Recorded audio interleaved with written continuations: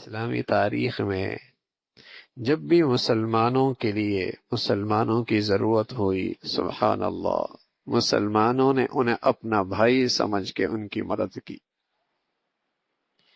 جب بھی ملت اسلامیہ، مسلمان قوم خطرے میں آئی، مسلمانوں نے اپنا سب کچھ پیش کر دیا۔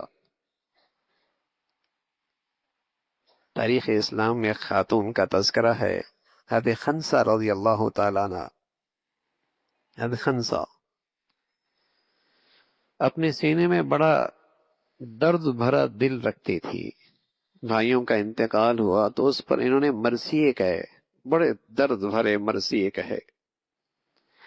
لیکن جب اپنا بیٹا جوان ہوا اور بات ملت اسلامیہ کی آئی، مسلمان کی حفاظت، تحفظ، اسلام کی بات آئی، تو اپنے بیٹے سے کیا کہا؟ بیٹے، اب تم جوان ہوئے ہو اور میں نے جو تمہیں پالا ہے آج کے دن کے لیے پالا ہے، آج کے دن کے لیے پالا ہے، جاؤ۔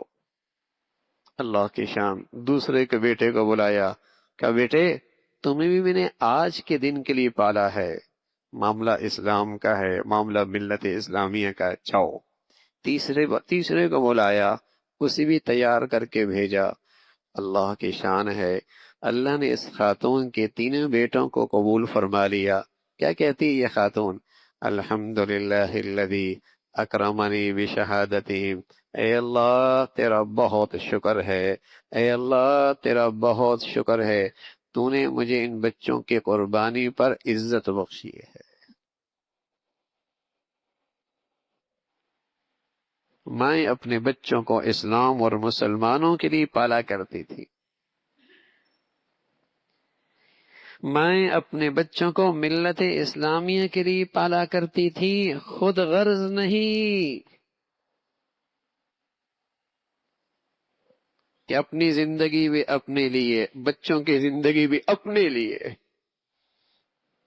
کہ اس نے ہمارے لیے کچھ نہیں کیا،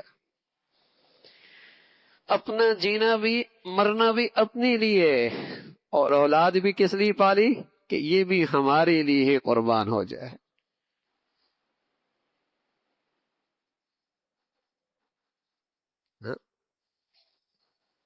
کیوں پال رہے ہیں اولاد کو؟ مسلمانوں کے لیے، اسلام کے لیے، ملت اسلامیہ کے لیے۔ اسلام کا فریضہ ہے، المسلم اخو المسلم، مسلمان مسلمان کا بھائی ہے، ظلم نہیں کرتا مسلمان پر، مصیبت کی گھڑی میں، آزمائش کی گھڑی میں اسے بے یار و مددگار نہیں چھوڑتا، جو اس سے بن پاتا ہے اس کی مدد کرتا ہے، قلم سے مدد کرتا ہے، صلاحیتوں سے مدد کرتا ہے، آواز لگا کے مدد کرتا ہے، جو اس سے ہو سکتا ہے اپنی بھائی کے لیے کھڑا ہو جاتا۔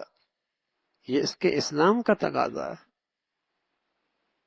اور میرے عزیزو، آج یہی اپنے نبی کا سبق ہم بھول بیٹھے ہیں، یہی سبق بھول بیٹھے ہیں